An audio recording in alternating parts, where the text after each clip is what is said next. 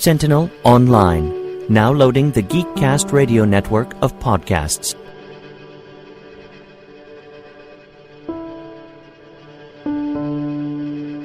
The Geekcast Radio Network presents Social Networking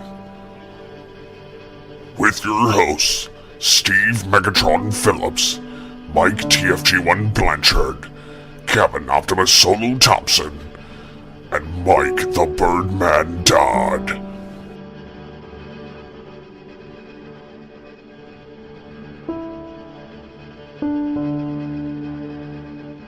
Hello and welcome to Geekcaster Radio episode 29. This will be a two-parter episode, part one in the social networking series here. I am one of your hosts, TFG1 Mike, and joining me is Steve Megatron. Hello. Good day, sir. And our super special Saiyan guest, I guess, Mike the Bitchman Dodd. Oh, I'm sorry, did I butcher that name? Yes, you did. Hey, guys, what's up? What's going on, dude? I'm awake. You're awake. Yeah, you're alive. That's good. Today we're going to be talking about the creation of Myspace and the newest social networking platform, Google+, and so much more. So, Mike, what the hell have you been up to? Well, pretty much I've been doing videos for Review a Day. I've recently started doing those. Still doing Twig, as always. It's looking like I'm going to be a new contributor on a major news talk station in Toronto. I've been on there a few times. And that's pretty much all that's going on with me, trying to keep the lights on, so to speak, with all the content that I put out. And it's nice I'm actually getting paid for some of it now. So, keeping busy, playing video games, living the life of the married man. Yes. And Steve, what have you been up to? Well, as you know, we've been doing the voice contest on BehindTheVoiceActors.com. Yes. Myself, Kevin, and the owner of the site are the three judges, and we had 78 auditions in the initial run, and then got narrowed down to 16 people for the round one, and now they're in their voting, and of course we've had to give feedback on everybody, pretty much, which has taken a lot of time, and some people have been drama queens.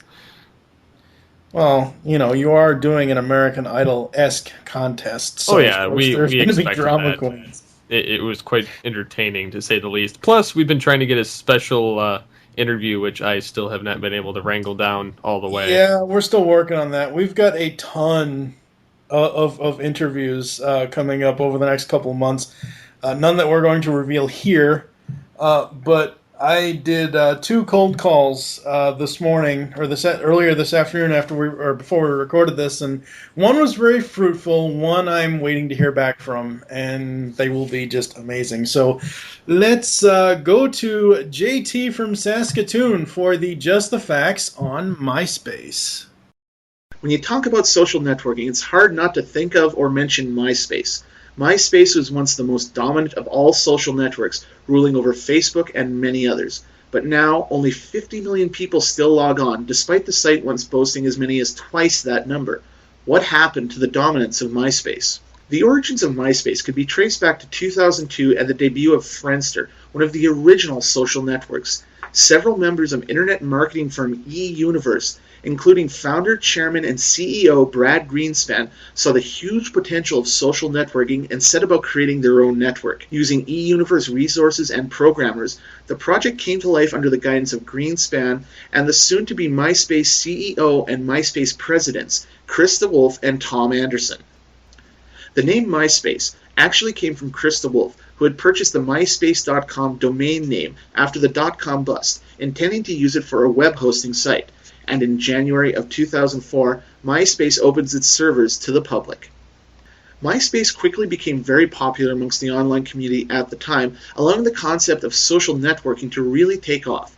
The advent of MySpace's quickly published blogs, the ability to reconnect with old friends, and the built-in customization options became industry standards, which other social network sites tried to emulate. And as if a reflection of the online gaming craze to come, Zynga, popular developer of such Facebook games as Mafia Wars, originally got its start on MySpace. However, the most significant of MySpace's contributions to social networking had to be the inclusion and popularization of downloadable music. MySpace provided a different setup for accounts belonging to musicians, which allowed the posting and downloading of their music.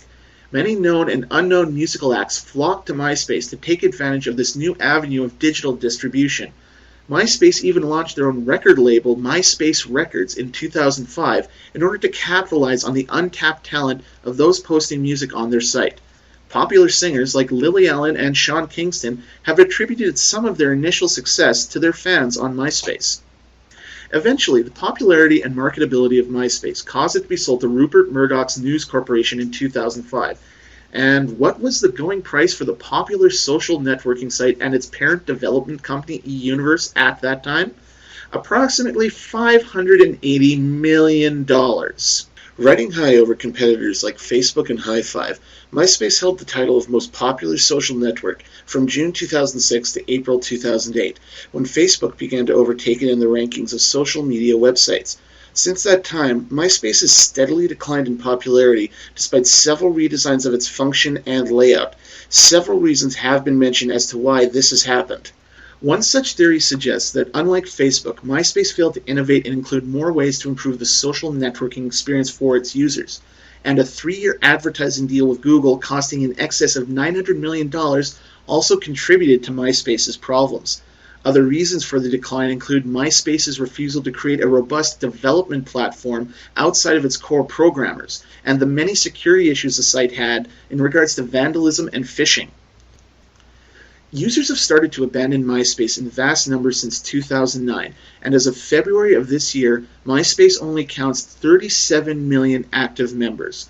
Attempts have been made to salvage the company, including redesigning MySpace yet again into more of a social entertainment website and aligning more closely with one-time competitor Facebook. The company was also sold once again this year to an investors group comprised of interactive media company Specific Media and pop star Justin Timberlake. MySpace was once the biggest fish in the sea and now is struggling desperately to stay afloat in this new age of digital media. Can it, or more importantly, should it, be able to regain its former glory? Only time will tell. I have to delete my account, Darren! No, Craig!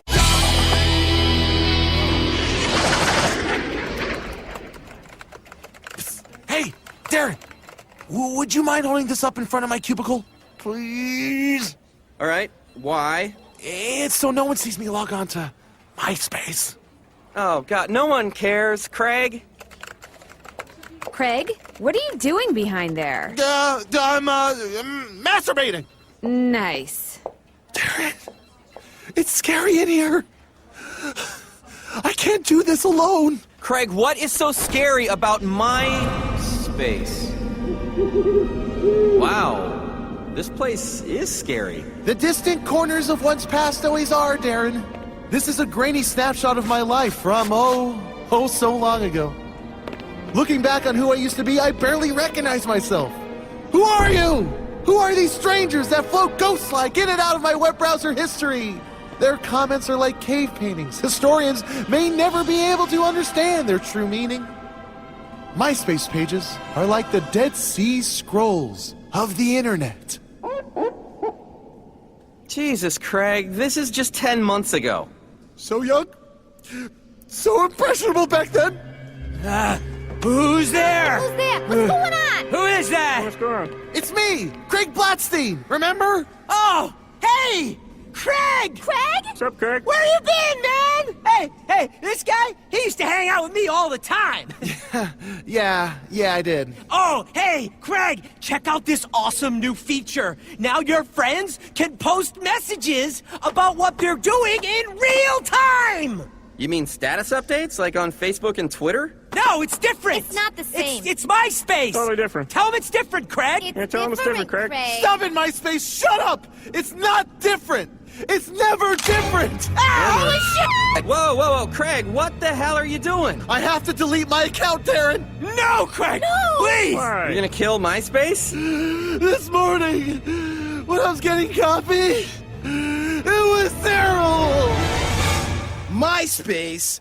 That's so old. I deleted my account like 6 months ago. Yeah, me too. Hey, Craig used to be the MySpace king. Hey, Craig, you don't still use your MySpace account, do you? What? MySpace? No, it's stupid. I deleted my account like forever ago, right? MySpace. But I didn't delete my account because I loved you too much. Oh, God. You know, I used to be the way of the future. I had my whole life ahead of me. But then, Tom sold me out to Rupert Murdoch for $50 million. Rupert did things to me. I was never the same. And now my time has come. And if I'm gonna be deleted, it's gotta be by you. You signed up for me. You customized me. You kill me. No, I can't. Do it! I can't. Please don't make me. Do it! Don't make me.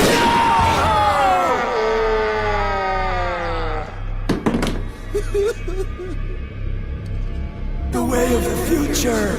The way of the future.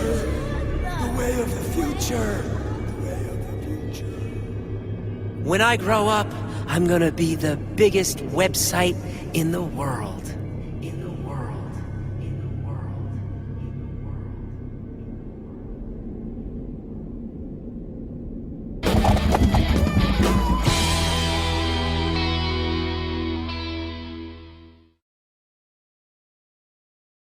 Thank you for that rousing Just the Facts, JT. Yeah, MySpace was my first experience with social. Actually, I originally signed up for it because I thought it was one of those stupid dating sites at the time.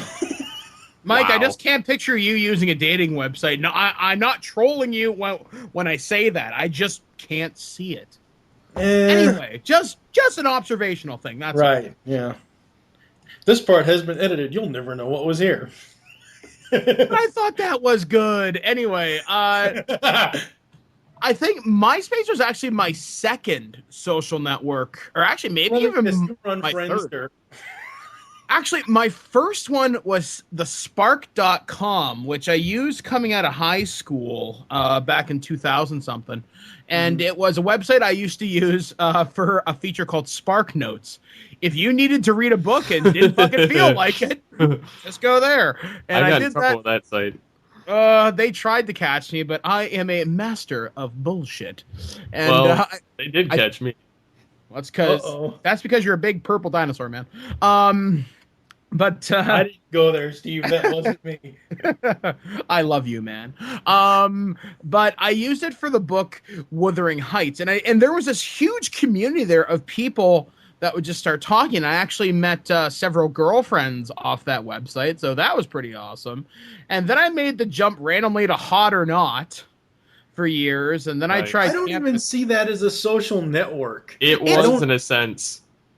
It's anywhere where people really gather. It was just not the main functionality of that website. And then I went to Campus Kiss, and then I landed on MySpace. My God, I guess I've been doing this social networking thing for a really long ass time. I mean, all right, guys. Well, I guess because we see MySpace as the prototypical, the progenitor of social networking, do you guys consider news groups to be a form of social networking too? I would say yes to an extent because it did kind of spawn forums from it, and then from there you get the what we call social networking now, and then you got things like WordPress, which kind of integrate the social networking into the website instead of kind of eliminating the news groups and forums altogether. Now, did anybody here actually hang out in news groups back in the 1990s? No. I didn't. Myself, I didn't hang out in news groups. I did hang out in a shit ton of forums. Besides forums, I think MySpace kind of, in a sense, gets the number one spot as far as the typical, modern social networking site. Even though, like you were saying, Dodd, that there's a bunch before it that actually kind of set things in motion. I think it's the one that set the bar in terms of integrating usability and high profileness. Because I remember when MySpace was absolutely huge. When I was in college, first year back in 2006, everybody was talking about it. And I remember sitting in one of the Mac Labs at Niagara College with a girl I knew named Kayla, and just the amount of social networking pizzazz she brought to it. She had so many friends, so many comments on her Facebook, or not on her Facebook, on her MySpace. I was utterly blown away by it. And there were people I knew through the college who were making money off of customizing people's MySpace profiles. I mean, I was really surprised just how big this thing was. I mean, I had a MySpace profile for probably a year and a half, but I only really used it for a year, because then I jumped on Facebook in 2007. I think I was still in first year, but I was in second semester at college. And I think 2007 was, at the height of the MySpace popularity, because it was integrated with like all the music stuff. Actually, that's how I found one of my favorite bands, was through MySpace. I found, what were they called?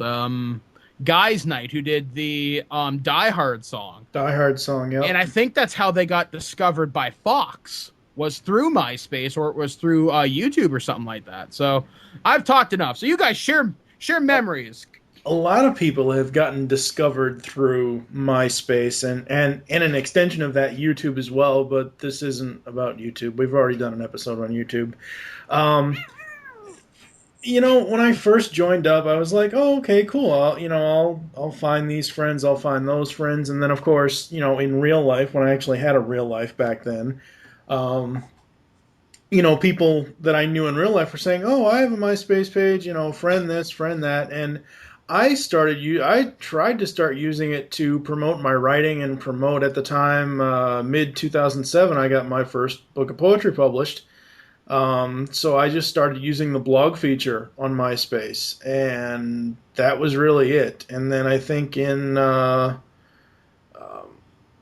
a while, it just kind of got too bizarre for me, and I just stopped using it. I don't know. It was just too weird. I mean, the growth spurt that it went through between like late 2007, mid 2008, it was just, it had changed so much, and it was just too weird for me anymore. I don't even know why MySpace had such a rapid decline. I mean, I've done some of the reading on this and everything, and they changed a lot of things on their back end. And like I was mentioning previously, people were customizing their pages, etc., etc. But when people started messing with the code of MySpace, it started slowing things down. I remember MySpace would load like on a crawl, and I remember my college's connection used to fly, and MySpace would just chug and chug and chug. Yeah. And I don't know why they bothered to do all the back end stuff. I mean, I'm glad that they did, to give us profile customization, to do all the things that we wanted to do, but I think it was maybe too much at the time. Like, it was just like opening the floodgates of all these people that wanted to start customizing things. But when you think about it, when MySpace did that, that's sort of what led to all the customization options you'd get in all the different social networks now. I mean, to a lesser extent Facebook, but it opened up application programming. Mm-hmm. It opened up so many possibilities to expand the realm of what social networking could be. And that's what I always really found amazing about it. But I think the problem is it grew too rapidly. It grew unchecked, which is what I think partially led to its decline. Yep. Steve, what are your experiences with MySpace? Well, to go back another step, I actually started with, besides like forums and all that, I actually started with LiveJournal. Back when that was I remember that. I had one of those for 5 years. I'm a loser. Sorry. It still exists. It still exists because I can still get to my page.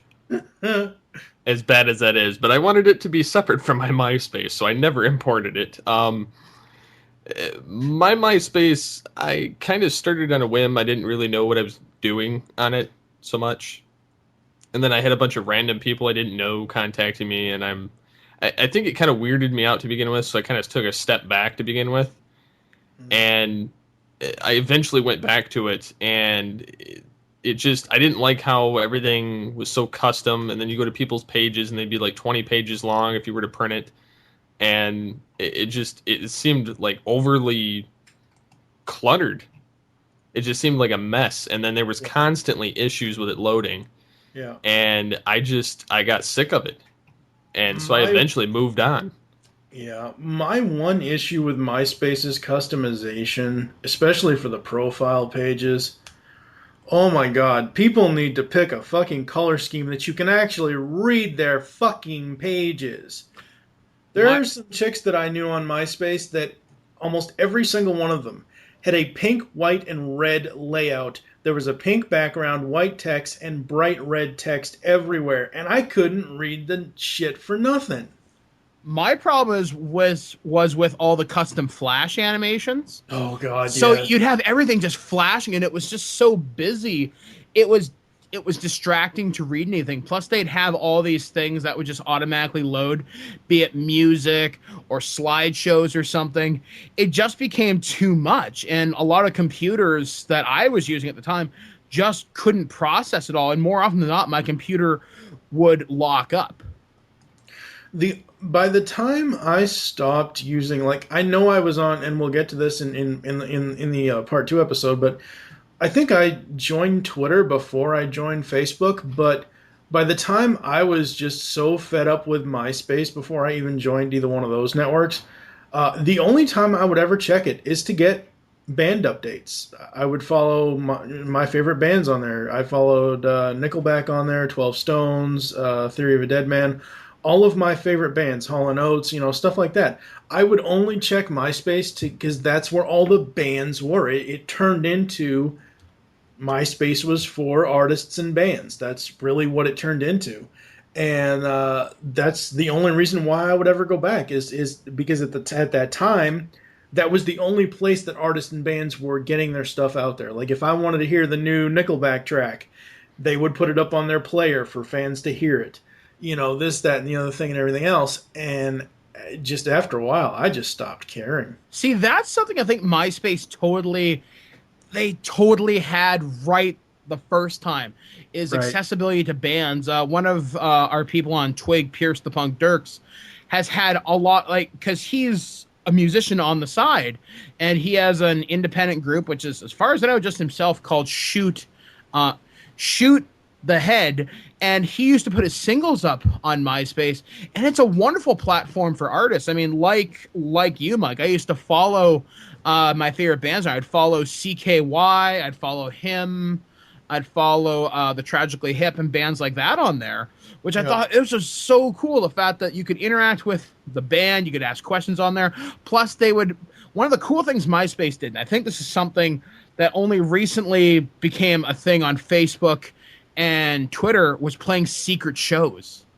Yep. And and I just remember them saying, "Hey guys, come here on this date. We're gonna play a show. 200 people, come out and check us out."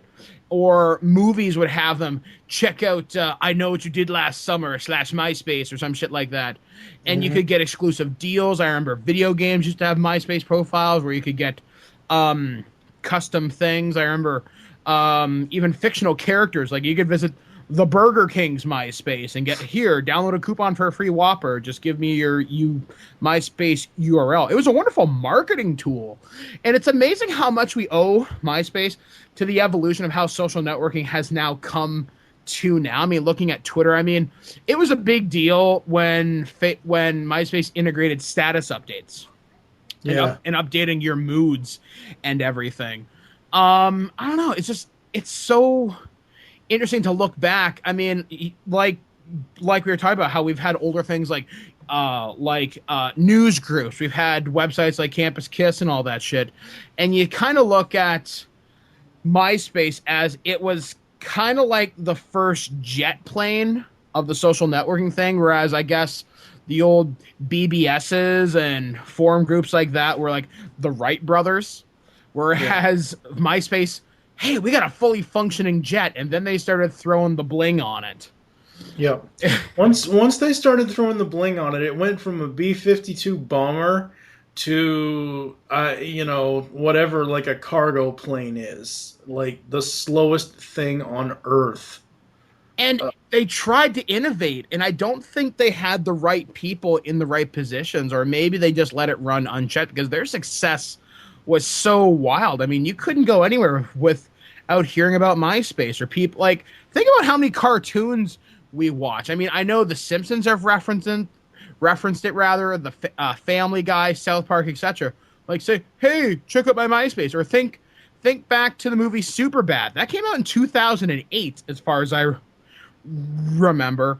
Do you remember the one awkward guy saying, hey guys, let's be friends on MySpace, which means that movie was filmed a year beforehand. Yeah. So it was part of the popular culture back then. And it's just, like I said, it's weird to see just how quickly it just took a nosedive. Because this thing, I honestly believe in some ways it should still be around, but the problem is they've tried to copy Facebook so much. They're trying to integrate Twitter. And they've even said we were no longer competing. That's because you're not competing at all. I mean, these guys had a workforce of some almost 2,000 guys. Yeah. Now they've got what? Something like 200 maybe? Yeah. It's and I hate to compare it to this, but MySpace is almost what happened with Sega when making consoles. It just died. Like, Sega's great for third-party games now, and they still produce games and stuff like that. But after Dreamcast, because of all that stuff that happened with Dreamcast, Sega stopped making consoles. That's the same thing with MySpace. You know, you have Facebook and Twitter and everything else going. Well, Facebook finally went public. You know, you have all that, and such a much better layout on those types of sites that MySpace just became an irrelevant joke at this point. Yeah, it became obsolete so quickly, but so many people that were working for MySpace have now moved on to different companies like Facebook, like Zynga, and they've led a lot of innovations in technology. But there's one thing that MySpace, it has a darker legacy than I think a lot of people realize. One of the things that's entered the popular culture, and I guess our culture in general now, is MySpace made it really easy to cyberbully people. And one of the things I came across in my research for this is people have died because of MySpace. Like, there was a 13-year-old girl a couple years ago named Megan Meyer. I think I'm pronouncing her name right. And she kept getting all these trolling messages from this other woman and her daughter pretending to be a boy that liked her because they thought she was spreading bullshit about her. And the last message that was sent on MySpace was, you're the kind of boy a girl could kill herself over. 20 minutes later, she was hanging by her neck in a closet. And that's something that MySpace drew a lot of heat for, was the controversy over privacy and child pornography, because there was a lot of registered sex offenders using this to troll for girls, and some of them unfortunately succeeded. And that's something that social networking has the very dark side. Like, anything that we can use to connect and do for hacktivism or activism in general can be turned into something just dark and fucked up. Like, there's like, because of MySpace, now we have cyber stalking laws passed in several states. People are now more aware of cyberbullying as a crime. And I think there was something passed in your U.S. Congress regarding internet bullying and all that stuff. So I think there was as well. Yeah, like, so I'm really glad MySpace has led to changes in law. But at the same time, that law had to be paved with, you know, a road of blood, so to speak, which is really unfortunate. Now, did you guys ever encounter any cyberbullying while using MySpace? I got a few unusual messages here and there. I never did, because at the time I never, like, I would check it maybe twice, 2 or 3 times a day, but after that 2 or 3 times, I was done. I didn't care. I used it early on in the Twig days as a haven to connect with fans, and I'd get the odd, really threatening message. They're like, "Hey, you fat fuck, and you're not allowed to do this, that, and the other thing." But it never grew into anything major. But I knew several girls where they'd post pictures of themselves, and you know how some girls are. Like, you know, they want to look pretty, and that's fine, and that's their right. But they'd get profile messages where people basically trying to cyber them or whatever. But I guess that's the kind of threat, or that's the kind of risk you take putting yourself out there. And I know privacy was a big issue on MySpace, where they had, if you were to sign up, you had to be 13 or 14, and your profile was marked private until you reached 18.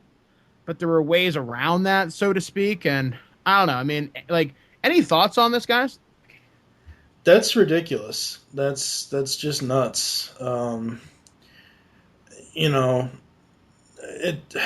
that's not even good. I mean, you know, if you're there for, you know, to interact with people in a, you know, friendly, calm way, you shouldn't have, I don't know, it shouldn't just be people on there looking for, you know, shouldn't have people on there stalking other people or sending people threatening messages or this, that, and anything. The one thing you mentioned about the dark side of MySpace, the one thing I will say on the light side of it, I watch a lot of crime, not really crime dramas, but like detective shows, you know, Forensic Files, crap like that.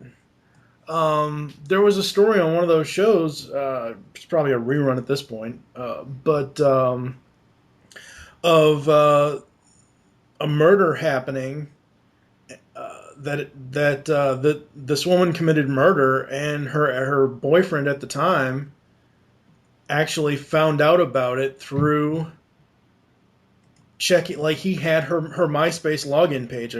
They were boyfriend girlfriend. I guess they share that stuff. But he had her MySpace login, and he was reading all these messages from these other people about, hey, we haven't seen our brother. Where is he? Something about her ex-husband or something or else. And they actually found out what happened through this guy reporting her to the police. So, I mean, I guess in one instance it was good, but yeah, it's like, wow, it's the internet is made. The internet has just turned into a stalking tool nowadays. Well, and it's super easy to do. Well, yeah, because there's such transparency between us and the internet now.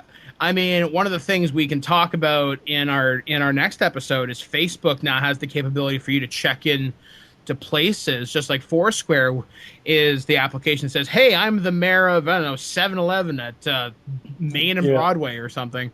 And it's weird, though, just because I remember there was a thing a couple years ago where people were like, oh, my God, it's going to lead to people robbing your house. Hide your kids. And I remember, I can't remember if I'm remembering this correctly, so if I'm wrong, please forgive me. I think people were using things like MySpace to stalk Lindsay Lohan, and they figured out when she was gone and they robbed her house, but they figured it was like an inside job or something. I vaguely remember this. Does anybody know what the hell I'm talking about?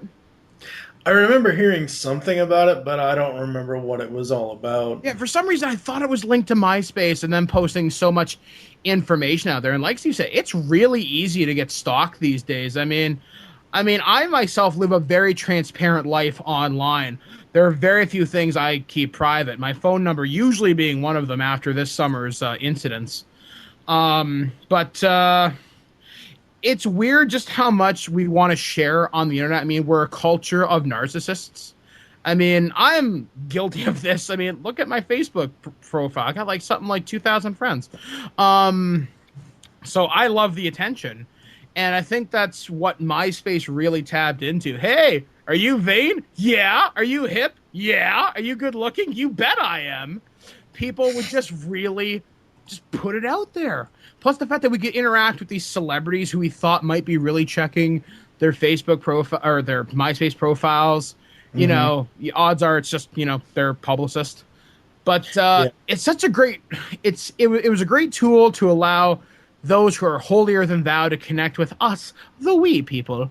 But it just never, it's something that I think, Steve, you really hit right on the head, how we've made ourselves more open to it, but I think we want the attention.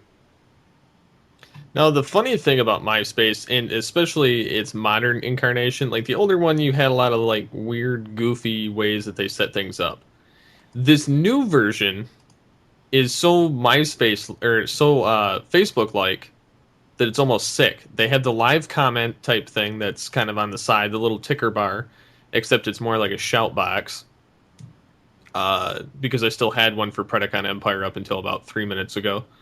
And it was dated back to like 2006 when I started it. They have the like button, the comment button, the follow. It's a lot cleaner than it used to be, although there's still people with customized crap.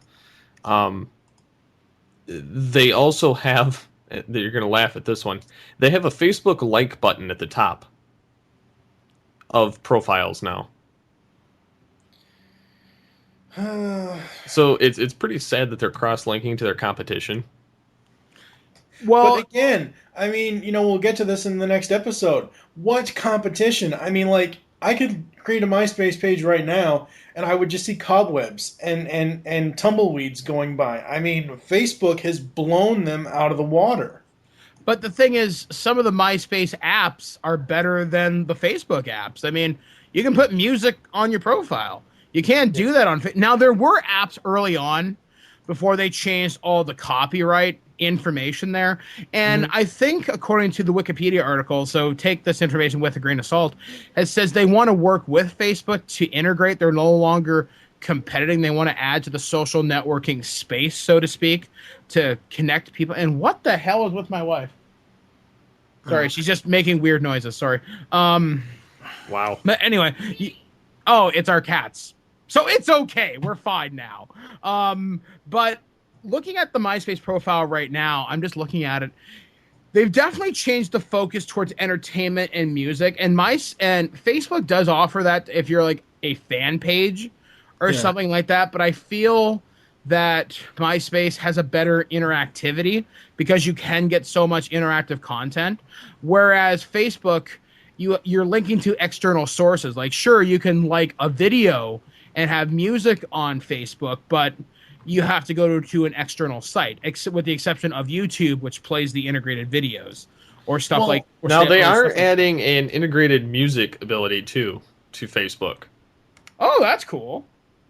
And they also have, specifically, the only one so far that I've found that really takes advantage of this is Stan Bush. But if you have a musician's fan page, you can add a music thing that I'm actually on his page now. He's got stuff where it's just like it's just like the MySpace music stuff where you can hit play all or see all and you can listen to whatever songs he uploads. I mean, I swear to God, it's just like MySpace. It's the same damn thing. So Facebook does have that for musicians. And I think, as Steve said, it's probably coming to everyone else as well. But I don't know how I don't know how Facebook is going to work that out because of copyright issues. I mean, you can't have, everyday Joe Schmoes like us uploading a Stan Bush song to your. I mean, I don't know how they're going to work around that. My imagining is there's probably some kind of a thing on the back end which compares its digital signature. Now, in radio, for example, that's how we track airplays. There's a little digital signal that you can't hear that's embedded in the music, and that's how they track it. Right. So its potential, I don't know. I mean, you'd be better to ask my co-host Steve Saylor about this. They could have something where if it matches a certain digital signal or matches within a certain degree thereof, they can say, no, you're not uploading that. Yeah, exactly. So, yeah. I don't know. I'm looking at the MySpace band page for the band Pendulum, which did a song I really like called Propane Nightmare a couple years ago.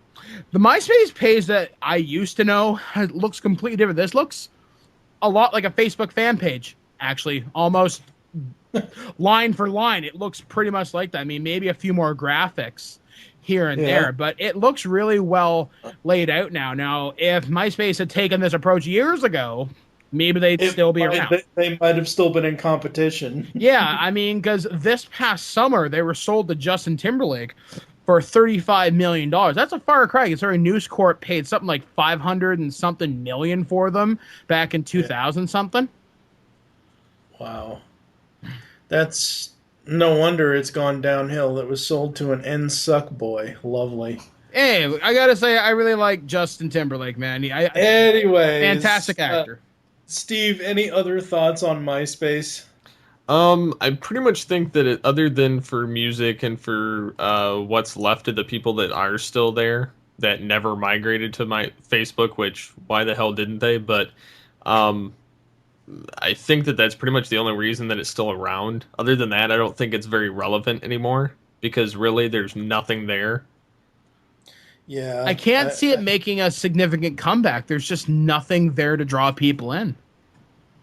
There's nothing there to draw people in because the model of a social network at this point is the model that Facebook uses, and all as MySpace would be doing if they tried to re-innovate themselves is basically just copy Facebook's model. And even now, Facebook is seeing a decline in new members.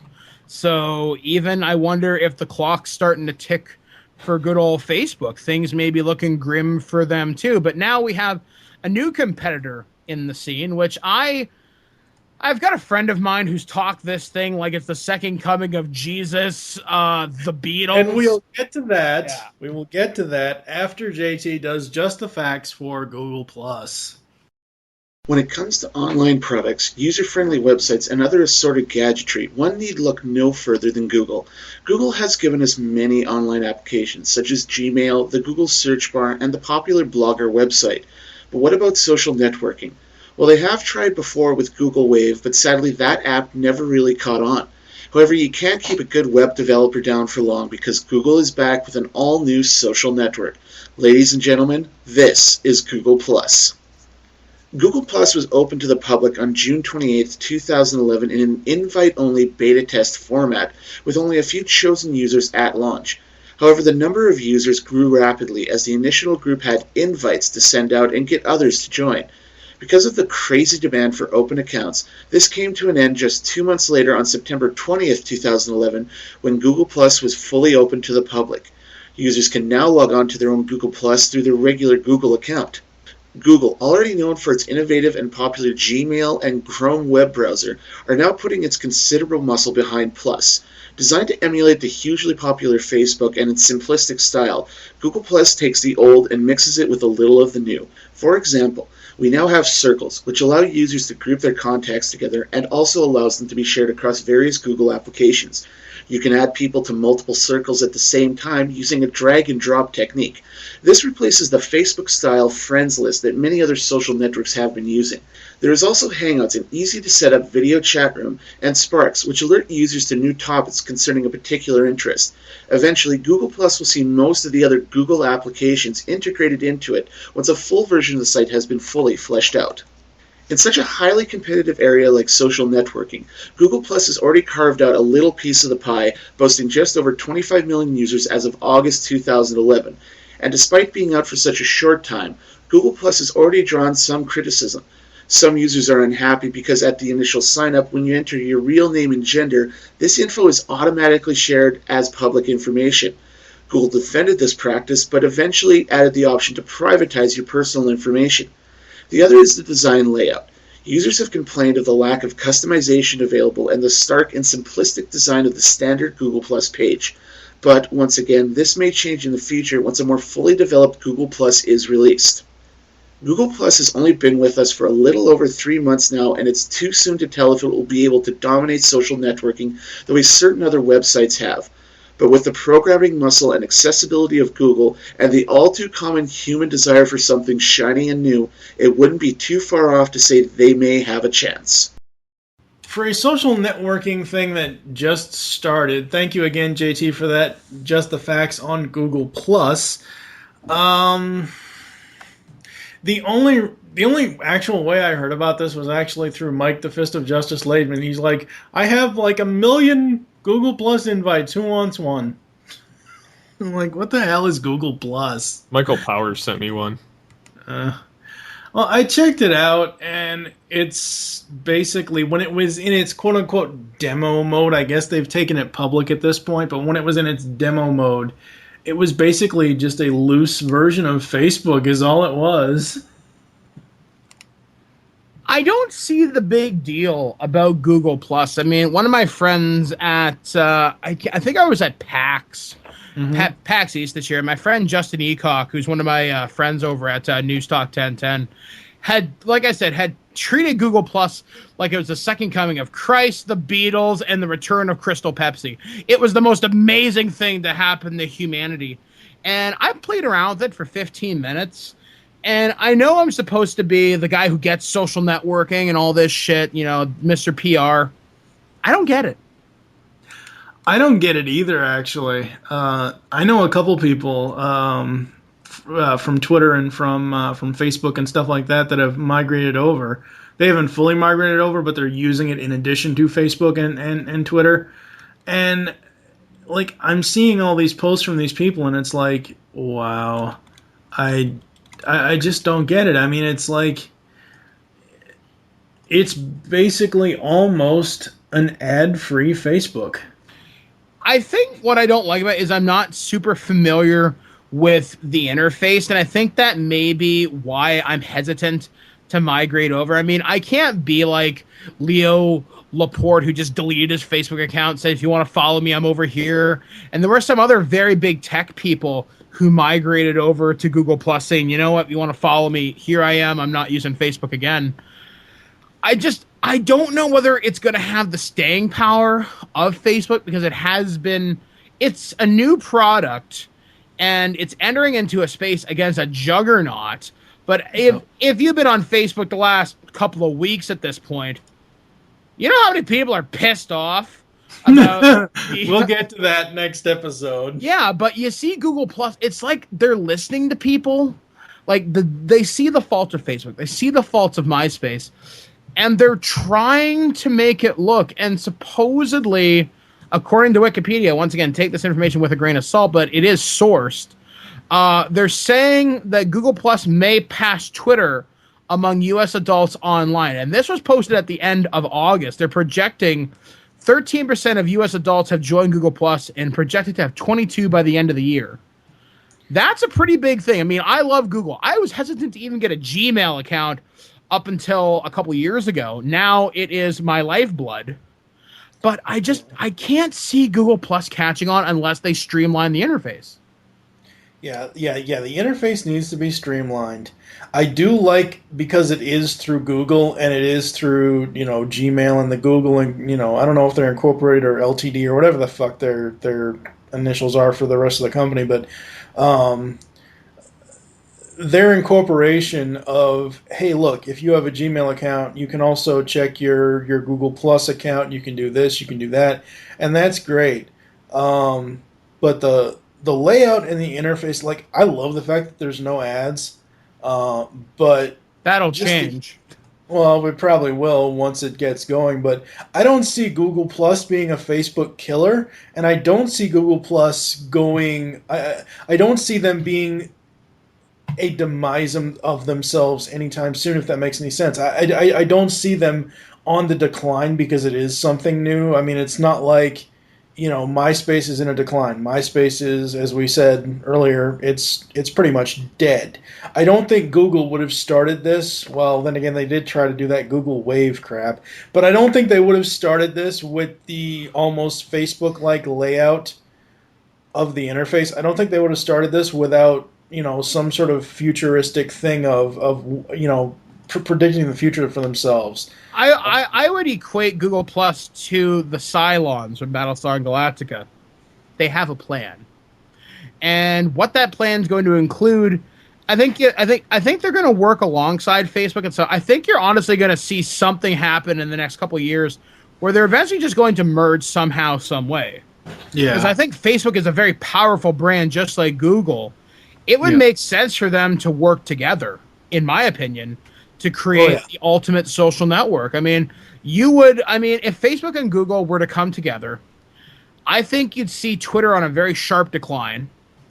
I think you just see this harmonious working together, but I just don't think you'll ever see that happen because of the management at Facebook. Yeah. But Google Plus, I don't know. I'm cautiously optimistic. I just don't see myself using it. I used it every now and then, like when I first got the invite from Mike Laidman, but I don't post on it whatsoever. I've tried to, like, it says, oh, hey, we have a bulk uploader for photos. I tried using it like 3 different times, and then I eventually just had to individually upload photos. And it's like, if you have a bulk uploader, why doesn't it fucking work correctly? It kept giving me error messages that my photos couldn't be uploaded. And it was like, what the hell? Why do I have to upload these damn things individually every single time? It's freaking stupid. My guess is that it probably works now, because this thing went open to everybody on September 20th. So it probably works now. Probably does. Steve, any other thoughts or anything you want to add to Google Plus at all? Well, I mean, I like the fact that the interface is nice, clean, easy to read. I like that it's got some of what I liked that was in early Facebook, or at least within the last, I don't know, about 2 years ago. So it's a lot more enjoyable of an interface, although I don't still understand why we have to have these circles. Why can't we just, cluster everybody in one big fucking pile? But circles are almost like lists. They are, but they aren't.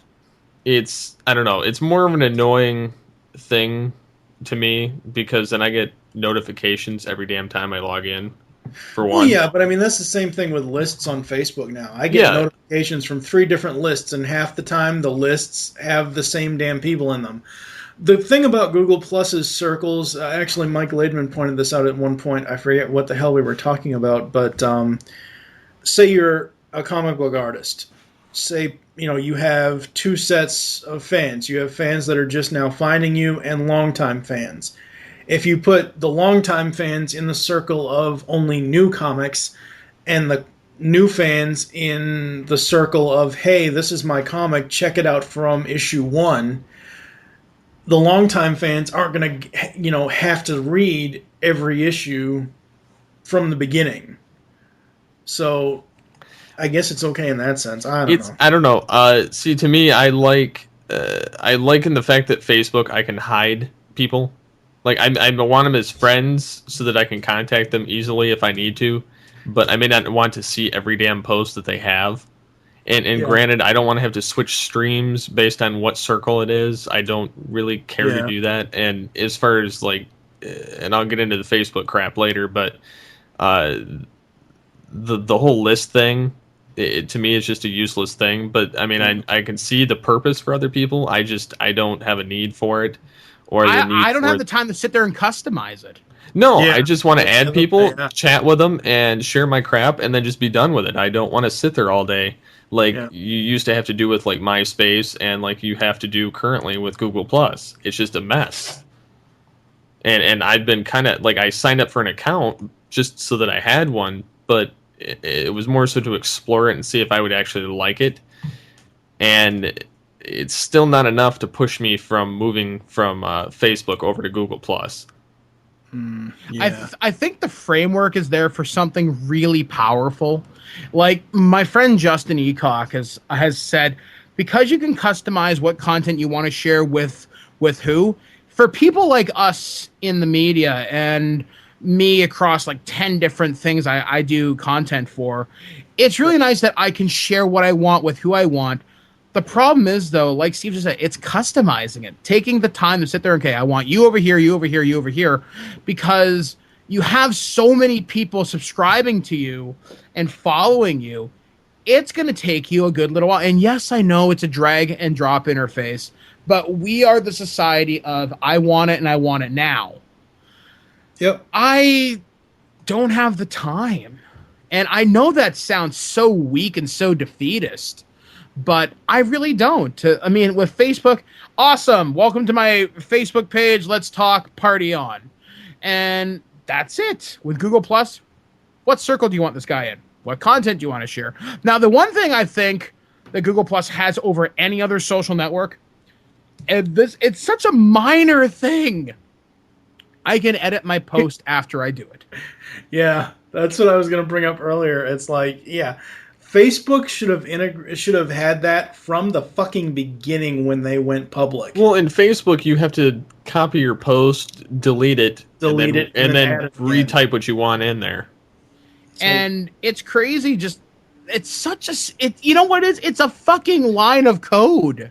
Oh, I know. It's something simple that they could fix, and they just choose not to. I really do wonder if it's a patent issue. Like, they may not be able to do it because Google Plus may hold the patent on this, and that's why they can't. It's possible. I don't think so. I Because don't think they can hold a patent on being able to edit, because if that were true, no bulletin board system would be able to do it. No, it may be in how they phrase it. Like, it might say on a social networking platform the ability to edit a post after it is made within this certain system. It could be just tricky wording. It's possible, not likely, but you never know, because we live in the age of fucking people over. To me, I think that Facebook may address that in their future incarnation, which again we'll get into the next episode with their timelines thing. Just because it seems like they're kind of testing the waters right now, whereas like Facebook's trying to get some of the things, or not Facebook, Google Plus is trying to get some of the things right off the get-go to try and say, you know, hey, look, these are some of our perks. You know, more is coming as time goes on, but you know. This is just what we've got going on that Facebook doesn't have. So, haha. One of the things I really like about Google Plus, and this would be awesome for me because I do so many streams where I interact with my fans on a weekly basis, is the Hangouts idea. That's really cool. And they're supposed to have like this really big Hangout. It may have already happened with like Will.i.am from the Black Eyed Peas or something. Mm-hmm. And just to be able to hang out with people with video and voice and everything. That's cool. Now, I know they have Skype integrated with Facebook. I am not touching that. I don't like that idea at all. And just that's too much. Bad touch. But with Google Plus, I don't know. There's something about that. There's something there. There's a real potential to do some really cool shit, especially in the video game industry in which I work. If you could premiere a new trailer on Google Plus and have people hang out and talking with you, giving you live feedback at the same time, that's such a kick-ass marketing tool. You know your demographic. You have access to all their information because you're connected to them. And that's another thing where Google Plus, I think they've gotten into some trouble over privacy and the information that you have to give there. It's a wonderful marketing tool, and Google is the master of getting information from you. Oh, yeah. Well, especially because they archive everything that's ever posted on the net.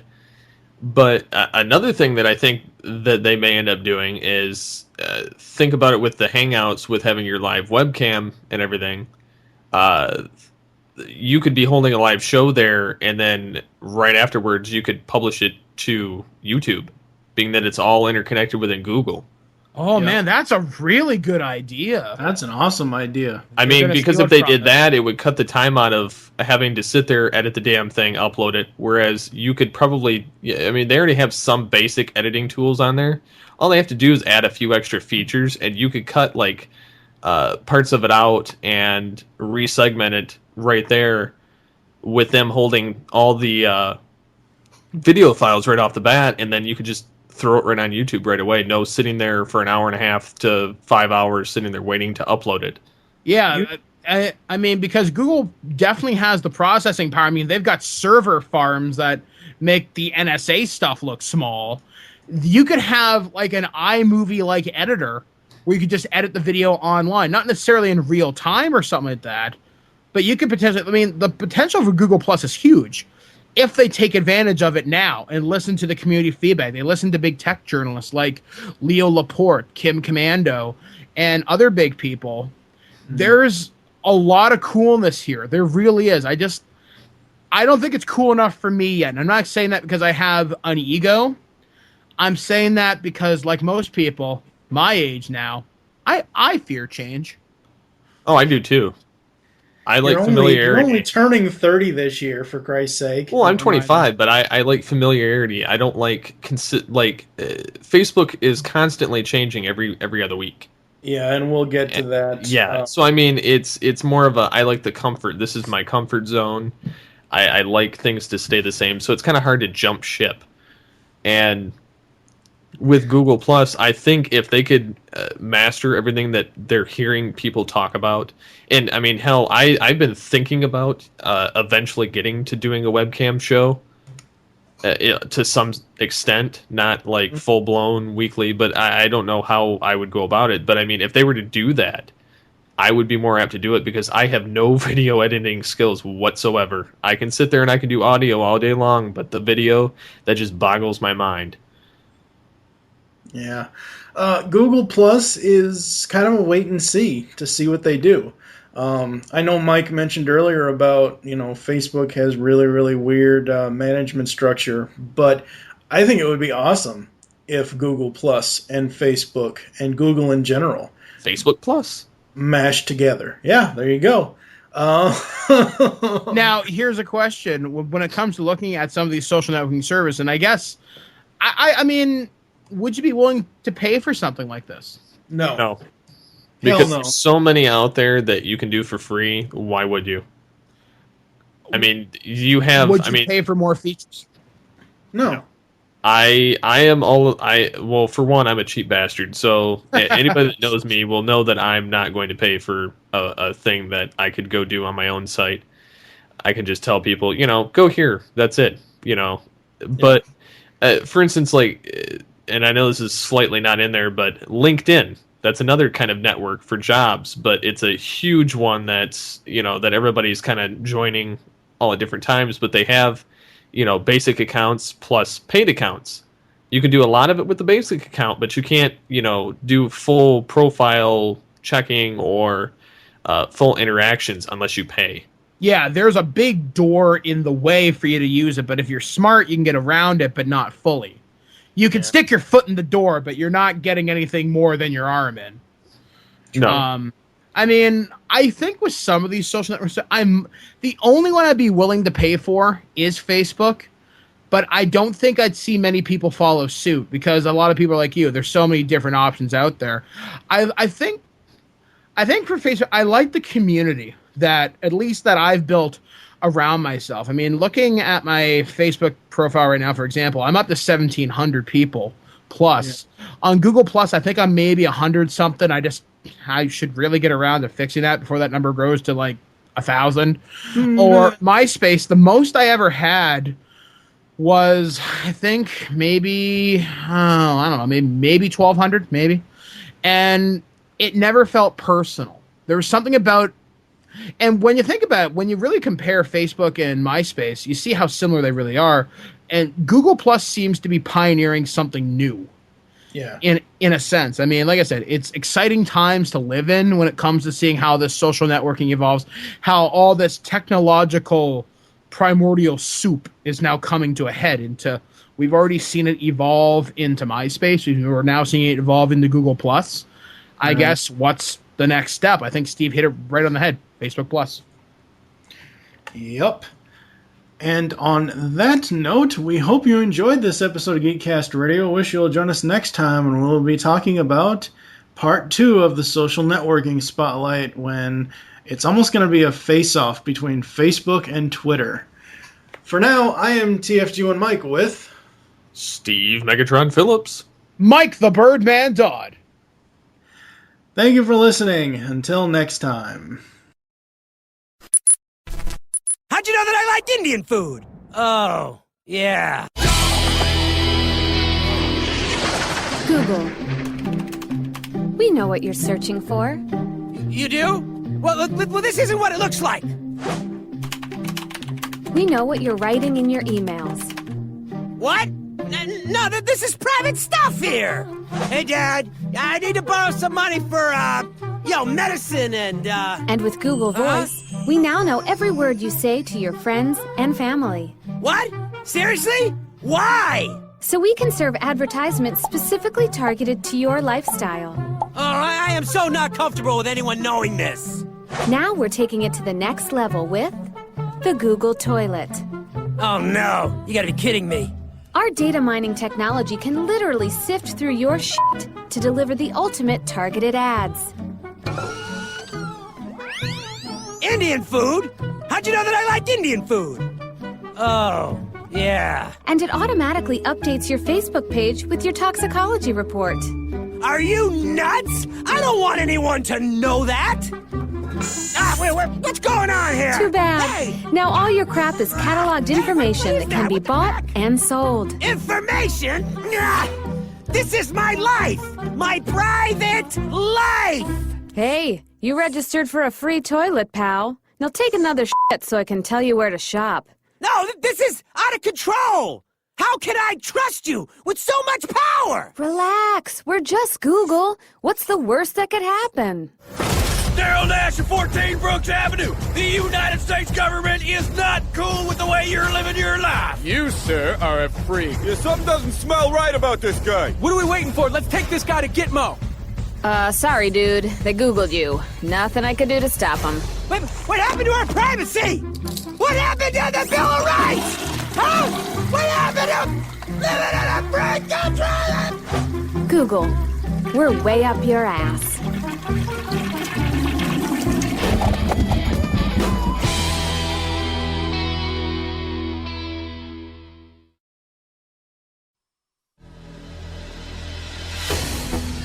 You've just listened to Geekcast Radio on the Geekcast Radio Network. There are several ways to get in contact with us or leave feedback for the show. First, visit the website, geekcastradio.com, where you can comment on all of our different podcasts. Second, you can rate our show and leave us feedback in iTunes. Third, follow us on Twitter at Geekcast Radio. Fourth, become a fan on Facebook. Go to facebook.com/GeekCastRadio.